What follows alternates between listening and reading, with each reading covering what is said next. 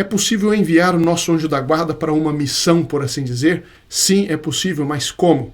Outra pergunta, como é que nós podemos ter certeza que uma ação nossa, nós a estamos fazendo por amor de Deus, como ter certeza disso? Essas são algumas das perguntas de que conversaremos hoje. Muito bom dia, meu nome é Daniel Martins, seja bem-vindo ao canal dos Santos Anjos na sexta-feira de perguntas e respostas.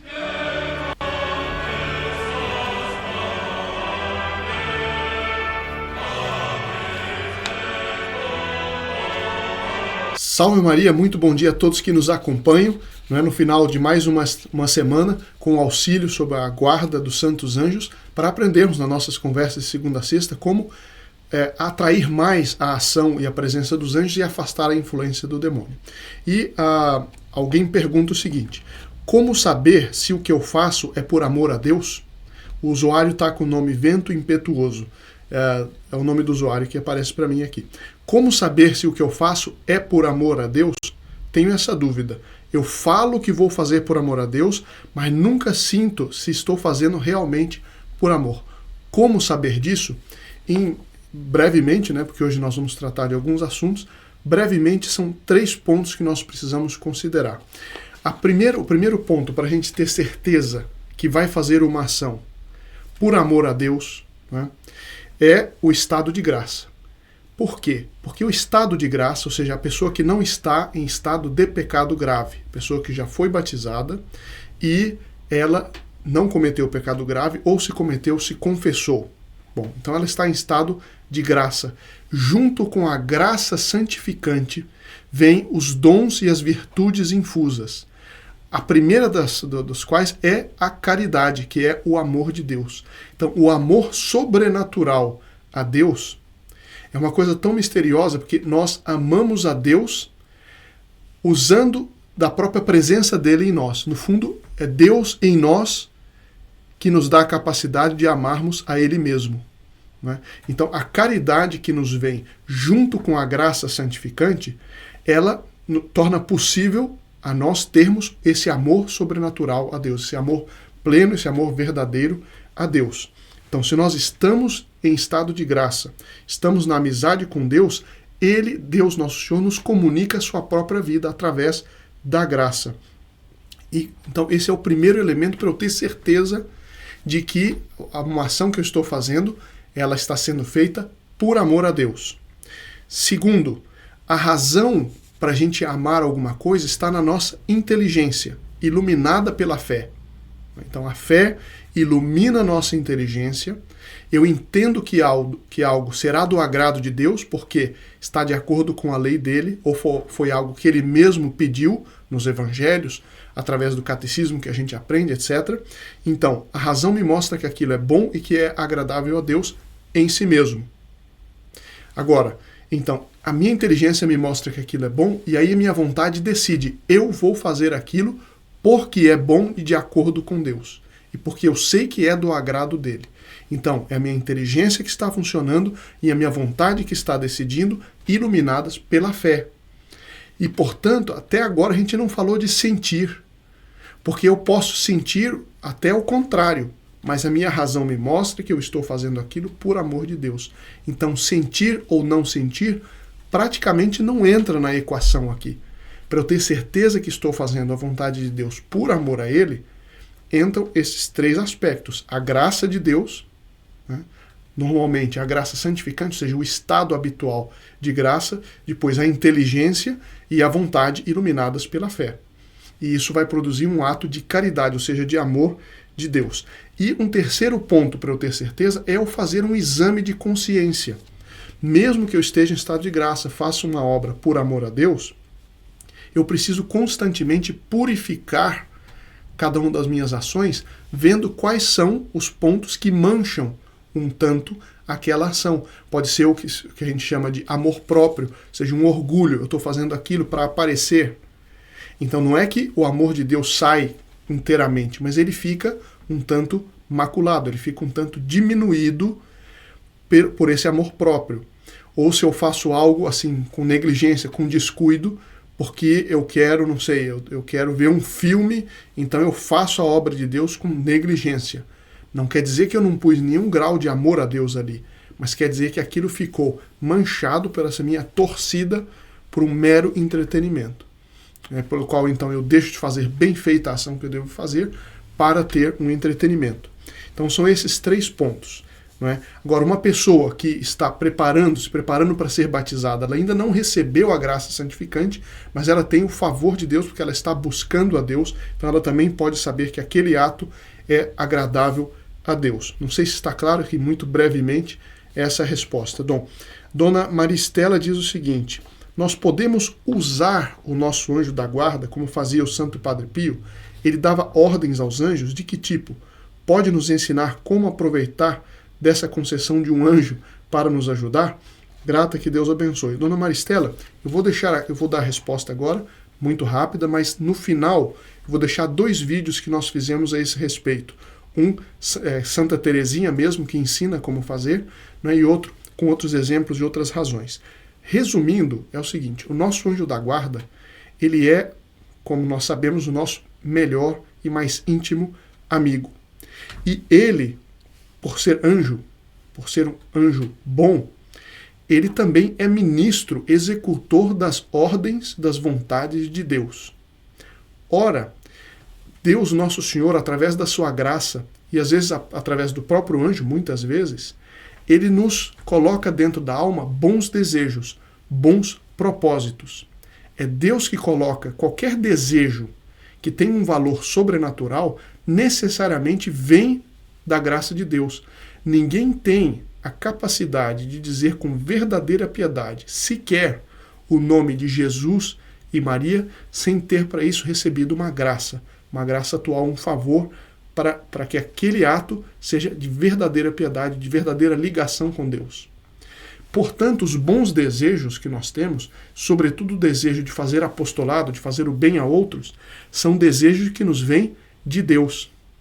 Ora, o anjo está sôfrego para fazer aquilo que vem de Deus. Então, se nos inspira algo de bom, né, nos inspira algo de bom, se entra em nós algum desejo para fazer o bem, o anjo ele quer de todos os modos nos ajudar. E dizem todos os melhores autores, os anjos querem nos ajudar muitíssimo mais do que nós queremos ser ajudados. Isso é uma das razões pelas quais nós podemos pedir a ele que ele vá em determinado lugar e que console um amigo nosso, ou que ele vá e se comunique com o anjo da guarda de outra pessoa com a qual nós estamos tentando fazer apostolado, trazer para a verdadeira prática da verdadeira religião. Então, isso é um fundamento muito lógico pelo qual nós podemos com tranquilidade fazer isso. É claro que a expressão usar o anjo da guarda não parece apropriada, mas eu entendo o que a senhora está perguntando. Ou seja, nós podemos pedir, nós podemos enviar o nosso anjo da guarda para fazer aquilo que nós não poderemos fazer, mas que nasceu em nós um santo desejo de fazer. E é claro que ele vai cooperar conosco, mesmo porque ele tem um poder muito maior que o nosso. Os anjos, eles se locomovem na velocidade do pensamento, então eles podem fazer muito mais do que nós. Então eu vou deixar aqui no final links para 2 vídeos, no final deste vídeo aqui vou deixar, no final, para essas 2 conversas que nós fizemos a respeito disso. Eu apenas resumo 3 pontos, 2 pontos, aliás. Nós precisamos enviar os anjos, primeiro, para fazer aquilo que é bom, evidentemente, aquilo que é virtuoso, e não uma coisa meramente para o meu proveito pessoal, que não tenha ligação com algo de bom. Eu quero simplesmente por comodismo, para eu não me locomover, eu quero que meu anjo faça algo que eu mesmo poderia fazer. Lembre-se, para as ocasiões ordinárias da vida, nós devemos usar os instrumentos ordinários. Para ocasiões extraordinárias, usar os instrumentos extraordinários. E é preciso ser feito com humildade, ou seja, não para eu aparecer, não para eu poder dizer para os outros que eu faço igual ao Padre Pio, mas com humildade e para fazer o bem. Bom, Dona Cláudia Tavares pergunta, por favor, diga a referência bibliográfica dos comentários sobre a alma humana. Dona Cláudia, eu uso para esses vídeos várias fontes. A fonte talvez mais completa a respeito da alma humana, que eu conheço, assim, mais de livros que estão à disposição, uma das referências melhores é um trabalho do exorcista americano, o padre Chad Ripperger. Ele escreveu uma tese sobre a tese chama assim, Introdução à Ciência da Saúde Mental. Parece uma coisa que não tem nada a ver, mas ele, para ser exorcista, ele precisa estudar quais são os fenômenos que são meramente psicológicos que acontecem, para não confundir com os fenômenos preternaturais ou sobrenaturais. Então ele escreveu um calhamaço assim, mas muito bem escrito, muito bem documentado sobre a alma humana. E eu já usei aqui São João Eudes, nos livros dele, nas obras completas dele, e já usei muito o padre Chadwick Burger, e São Tomás de Aquino tem também, fala muito sobre a alma humana na Suma Teológica, e isso hoje em dia está disponível gratuitamente pela internet. Esses são, enfim, os três principais fontes. Valtair Dantas Filho diz assim: parece que o pior da inveja não é pelo que se tem, mas pelo que se é. E Ari Talarico comenta: muitas vezes a inveja não é das coisas materiais dos outros, mas das coisas imateriais, como relacionamentos, carreira, boa estima pública, amizades, o cônjuge do outro. Eu acho que os senhores têm toda razão em dizer isso, porque aquilo que não é material tem um valor maior. E por isso a inveja pode ser muito maior por um valor não material do que por um valor material. Mesmo porque o material, de alguma forma, a gente se poderia conseguir. Agora, certos talentos, ou a pessoa tem, ou é muito difícil conseguir. Por exemplo, uma voz de tenor. Não é qualquer um que tem, ou a pessoa tem, ou a pessoa não tem.